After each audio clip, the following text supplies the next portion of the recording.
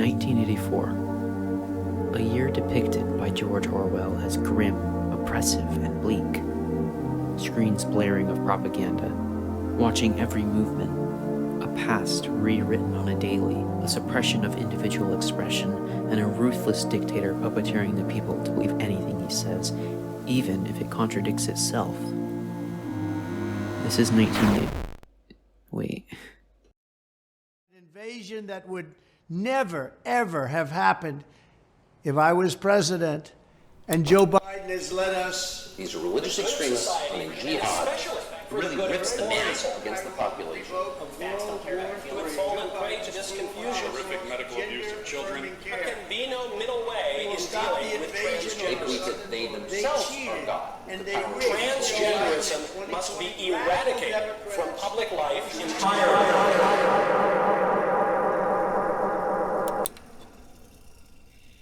Well, he was right. While Orwell may have gotten the date wrong, he predicted just about everything the modern United States is heading towards.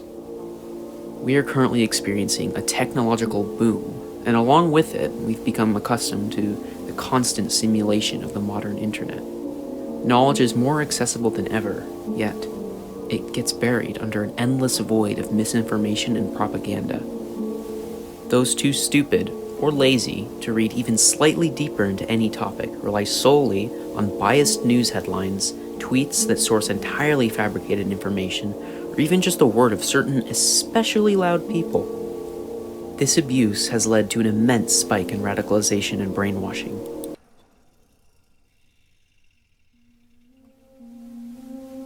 Leading through fear. I would credit former President Donald Trump for pioneering this new wave of polarization.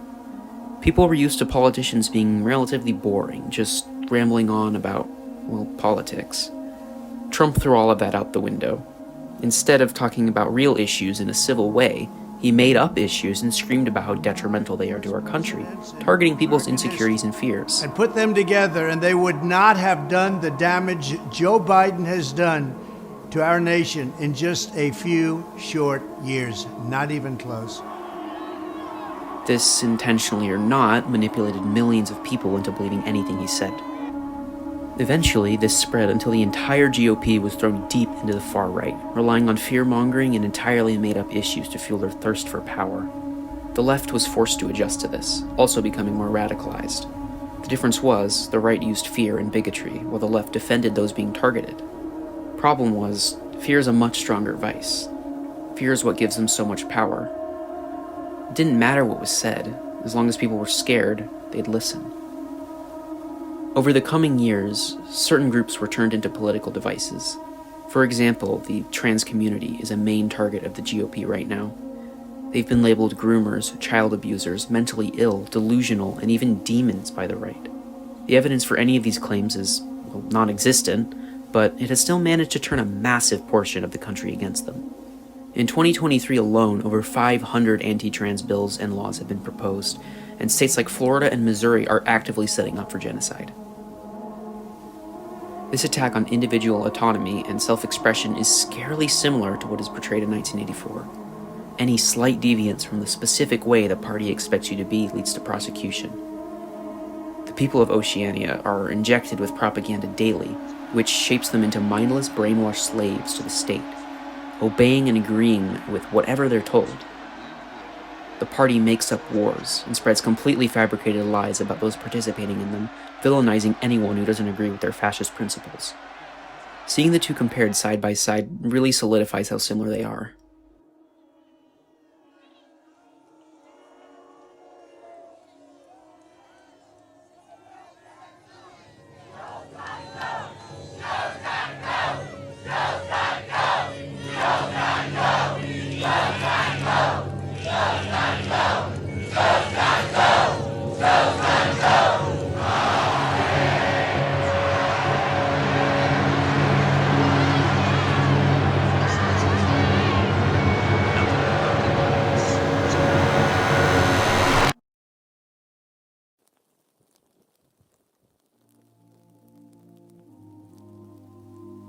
Big Brother is always watching.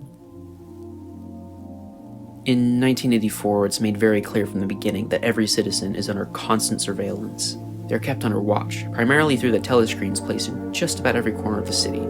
It's not exactly hard to find parallels in our world today.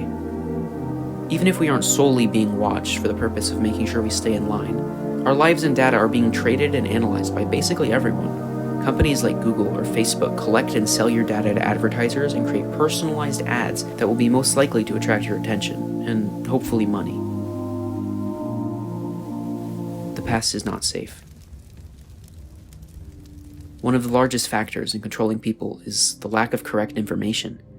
1984 depicts this masterfully, with Winston himself, the protagonist, participating in the rewriting of the past. The truth is not safe in Oceania. The party was wrong? Rewrite everything so they're right. The party wants people to believe something different? Rewrite that belief into the foundation of their nation. The worst part is, nobody questions this. When things get rewritten and censored, the people mindlessly adopt the new information as though it was always there. While this isn't happening to this level in the US, it's coming dangerously close. In the past few years, several popular conservative politicians have been aggressively pushing for the erasure of our country's true past and the existence of certain marginalized groups. For example, Governor Ron DeSantis of Florida has passed an incredibly vague "Stop Woke" bill, his words, where it becomes a felony to depict or educate children of the USA's racist past, critical race theory, which defines race as a purely fabricated construct used by our institutions to oppress non-white people, and even the existence of LGBTQ people. This quickly backfired because nearly every book was then deemed inappropriate for a school environment due to the vagueness of the law. This is easily comparable to the erasure of key information to our understanding of the current world. This video is entirely my opinions, backed up by facts to outline the dark state and future of the USA. I do have bias, as I am a quite socialist, gay, trans girl with a passionate hatred for, well, hatred. This all needs to change, or we're gonna end up scarily similar to Germany in the 1930s or 40s, or possibly worse, like Oceania in 1984.